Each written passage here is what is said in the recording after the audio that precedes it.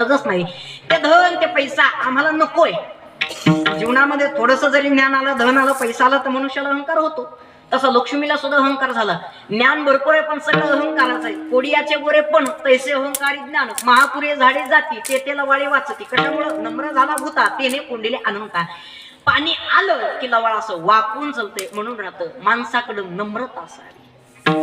माणसानं बोलत असताना प्रेमानं बोलावं. काहींकडे ज्ञान आहे तर नम्रता नाही, काहींकडे ज्ञान आहे नम्रता आहे पण भक्ती नाही, काहींकडे भक्ती सुद्धा ज्ञान सुद्धा आहे तर नम्रता नाही, काहीकडे ज्ञान आहे भक्ती नम्रता आहे पण प्रेम नाही.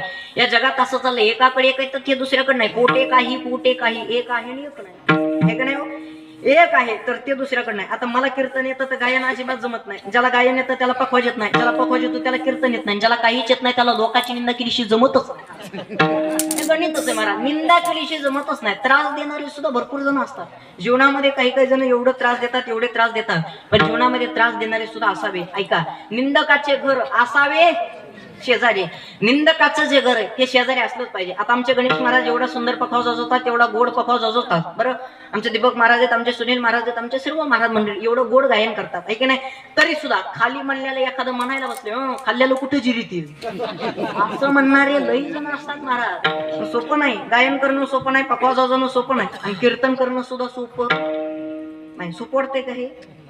काही सोपं नाही महाराज. ऐका, गायनाचार्यांसाठी फक्त एकच वाक्य सांगेल, संगीत हे शक्ती हर घट में बसे राम, रोगी को राग सुना के देती है आराम. ही ताकद जर कशाची असेल ना ही ताकद फक्त गायनाची आहे महाराज. गायन करणं सुद्धा सोपं नाही. असं बेमीच्या डेटापासून वरडावं लागतं महाराज. गायन करणं सुद्धा सोपं नाही, पखवा वाजवणं सुद्धा सोपं नाही. गणेश महाराज वा, एकदा गणेश महाराजांसाठी सर्वांनी जोरदार टाळ्या वाजवा.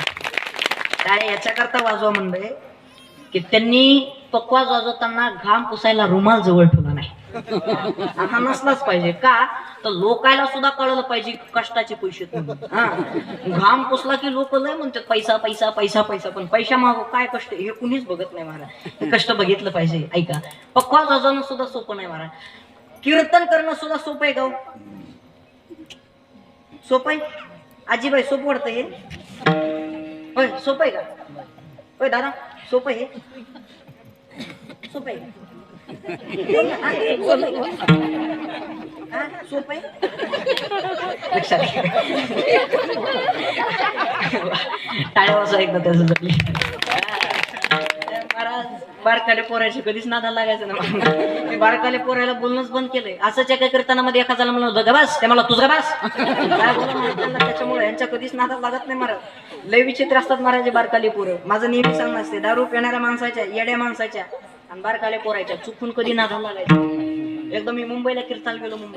मुंबईला कीर्तनाला गेलो. मी असं खुर्चीवर बसलो. खुर्चीवर बसल्याच्या नंतर एक पोरग माझ्याकडे आलं. बरं आल्याच्या नंतर कसं करतात महाराज घोडा, पुन्हा नंतर म्हणते महाराज घोडा. घोडा का म्हणे ना, पण ते नुसतं घोडा नव्हतं म्हणे, ते महाराज घोडा म्हणत होतो. तेवढ्यात तिची मम्मी आली. मम्मी आल्याच्या नंतर मला म्हणे कसा वाटला आमच्या पिंट्या? मी म्हणलं फार चांगला आहे.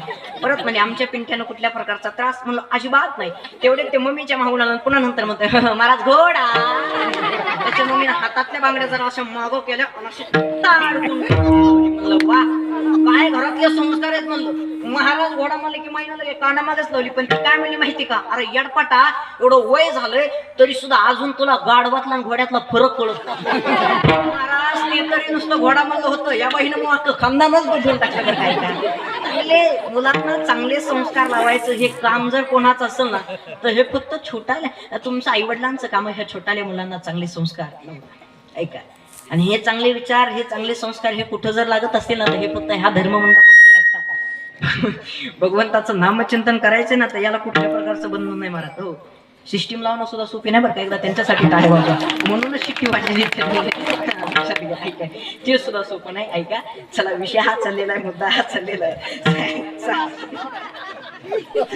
सांगायचं तात्पर्य एवढंच महाराज, कुठलीच गोष्ट सोपी नाही जीवनामध्ये. आता परमार्थ करायचं, भगवंताचं नामचिंतन करायचं, याला कुठल्या प्रकारचं बंधन नाही दादा. वय झाल्याच्या नंतर यावं, लहानपणात यावं किंवा तरुणपणात यावं, पण यावं आणि परमार्थ करायचा. ऐका नाही, आता या वयात मी कीर्तन करतो ना तर मला सुद्धा लोक म्हणतात महाराज या वयात. मी दिसायला बारीक आहे ना, मी दिसायला बारीक असल्यामुळे मला महाराज सुद्धा कोणी म्हणत नाही भाऊ. हो खरं सांगायचं, मी महाराज म्हणून तरी वाटतो का भाऊ? वाटतो का? बोला बोला. नाही मग पोतरायचे का असं काय म्हणतात नाही म्हणता ना मी महाराज म्हणून सुद्धा वाटत नाही. महाराज म्हणलं की आमच्या गणेश महाराज पाहिजे. आपल्याकडे बघितलं आपल्याकडे दाढी नाही, तेवढी भगवंताच्या कृपा आशीर्वादानं गाडी आहे फक्त, नाही तर बॉडी नाही आहे का नाही? बरोबर का नाही बाबा? हा दाढी गाडी बॉडी असली पाहिजे. आमच्या निवृत्ती महाराजांना आम्ही दोघं सारखेच आहेत महाराज. दाढी गाडी बॉडी असली पाहिजे, त्याच्याशिवाय वजनच पडत नाही. अहो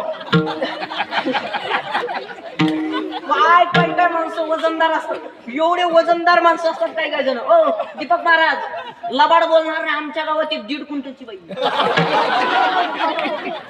1.5 क्विंटलची बाई आमच्या गावात, आणि तिच्या घरात चोर घुसले. काय मराय चोरांना जावं का तिच्या घरात? तिच्या घरात चोर घुसले, चोर घुसल्याच्या नंतर त्या बहिणी एक चोर ह्या हातात धरला, एक चोर ह्या हातात धरला, खाली पडल्या अंगावर बसले. पोराला म्हणे पप्या जाय जाय पोलिसाला बोलून आण. पप्या बाहेर गेला, त्या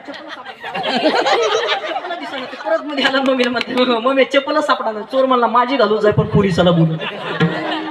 वजनदार माणसं असतात काही, बरोबर का नाही? त्याच्याशिवाय आपलं वजनच पडत नाही. महाराज म्हणलं की दाढी गाडी बॉडी असली पाहिजे. चला विषयावर या. परत आपला विषय हा चाललेला आहे, मुद्दा हा चाललेला आहे. धनाची गरज त्यालाच आहे ज्याच्याजवळ धन नाही, पैसा नाही. मनुष्याच्या जीवनामध्ये ज्ञान येऊ द्या, धन येऊ द्या, पैसा येऊ द्या, मनुष्याला अहंकार होतो. तसा लक्ष्मीला सुद्धा अहंकार झाला होता. लक्ष्मीला असा अहंकार झाला. भगवंताचा लक्ष्मीचा ज्यावेळेस संवाद सुरू होता त्या संवादामध्ये लक्ष्मी म्हणले देवा या जगामध्ये सगळ्यात श्रेष्ठ जर कोण आहे तर मी आहे.